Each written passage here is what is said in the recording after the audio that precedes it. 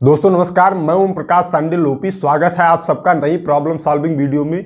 दोस्तों आज जिस प्रॉब्लम के बारे में चर्चा करने वाले हैं वह स्टूडेंट लॉस से संबंधित है। दोस्तों अगर कोई व्यक्ति आपको स्कूल कॉलेज में परेशान करता है तब उसके खिलाफ आप कानूनी कार्रवाई कैसे करवा सकते हैं, आज इसी विषय पर बात करने वाले।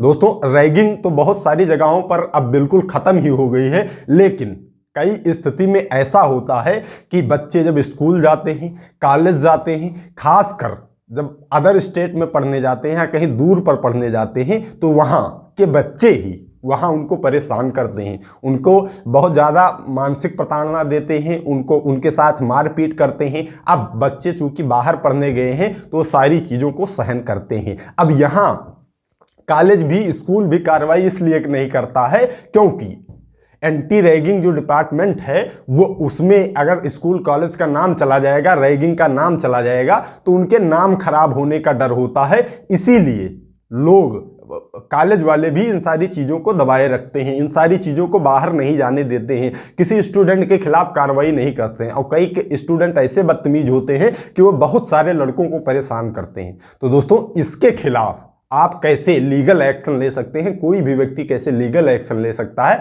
आइए इसे समझते हैं। तो दोस्तों अगर किसी भी स्कूल या कॉलेज में आपके साथ बदतमीजी होती है, आपके साथ कोई भी दुर्व्यवहार होता है, तो सर्वप्रथम आपको जो करना है वो यह करना है कि एक लिखित रूप में आपको अपने प्रिंसिपल से शिकायत करनी है जो कि आपके साथ दुर्व्यवहार कर रहा है। आप लिखित रूप में अपने प्रिंसिपल को बताएंगे कि यह व्यक्ति हमसे दुर्व्यवहार कर रहा है, उसकी एक फोटोकॉपी आप अपने पास भी रख लीजिएगा।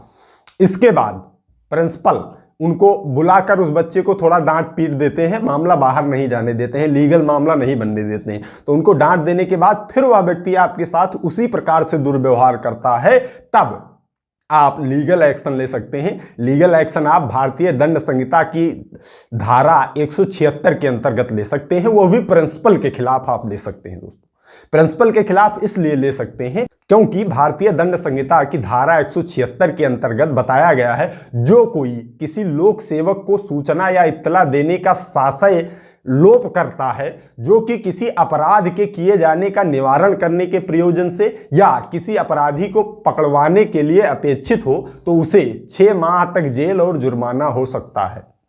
अब यहां आप ध्यान दीजिए, यहां जो अपराध आपके साथ हुआ था उसकी सूचना आपने प्रिंसिपल को दी थी कि मेरे साथ ये अपराध हो रहा है, आप इनके खिलाफ लीगल एक्शन लीजिए। लेकिन यदि उन्होंने प्रिंसिपल ने लीगल एक्शन नहीं लिया है तो प्रिंसिपल को भी जेल जाना पड़ेगा। भारतीय दंड संहिता की धारा 176 के अंतर्गत अगर आप कंप्लेन करते हैं तो प्रिंसिपल को भी जेल जाना पड़ेगा, क्योंकि धारा 176 कहती है कि 24 घंटे के अंदर आप एंटी रैगिंग डिपार्टमेंट को सूचना दीजिए। अगर कोई भी बच्चा रैगिंग के लिए आपसे शिकायत करता है तो आप 24 घंटे के अंदर एंटी रैगिंग डिपार्टमेंट को सूचना दीजिए कि यहां हमारे रैगिंग हुई है, उसके खिलाफ एंटी रैगिंग डिपार्टमेंट जो है वो एक्शन लेगा। लेकिन अगर प्रिंसिपल दबा लेता है मामला, 24 घंटे के अंदर कोई भी प्रिंसिपल अगर एंटी रैगिंग डिपार्टमेंट को सूचना नहीं देता है तो आप उस प्रिंसिपल के खिलाफ भारतीय दंड संहिता की धारा 176 के खिलाफ कंप्लेन कर सकते हैं। और कंप्लेन करने के बाद उस प्रिंसिपल को भी 6 माह तक जेल हो सकती है या जुर्माना हो सकता है या दोनों हो सकता है। दोस्तों एक जो इंस्टेंट रिलीफ होता है वह भी होता है, एक एंटी रैगिंग डिपार्टमेंट का एक टोल फ्री नंबर भी होता है। अगर आप उस पर भी कंप्लेन करेंगे तब भी आपको रिजॉल्व मिल जाता है। वो नंबर होता है 180018055522। इस नंबर पर अगर आप संपर्क करते हैं, कोई आपके साथ दुर्व्यवहार कॉलेज में होता है तो आप अगर संपर्क करेंगे तो एंटी रैगिंग डिपार्टमेंट वाले अपने आप एक्शन ले लेंगे। लेकिन इसके बाद भी अगर आप लिखित रूप से प्रिंसिपल को शिकायत किए हैं और प्रिंसिपल एक्शन नहीं ले रहा है तो जो मैंने बताया है उसके खिलाफ आप भारतीय दंड संहिता की धारा 176 के अंतर्गत कंप्लेन कर सकते हैं। उस प्रिंसिपल को भी 6 माह तक जेल हो जाएगी और एंटी रैगिंग डिपार्टमेंट जो व्यक्ति आपको परेशान कर रहा है उसके खिलाफ भी एक्शन ले लेगा। तो दोस्तों इस वीडियो में इतना ही, मिलते हैं फिर नई प्रॉब्लम सॉल्विंग वीडियो में। तब तक आप सभी लोग अपने स्वास्थ्य का ख्याल रखिए, कानून की जानकारी इस चैनल से लेते रहिए, मामलों से बच के रहिए। I love you all. जय हिंद, जय भारत।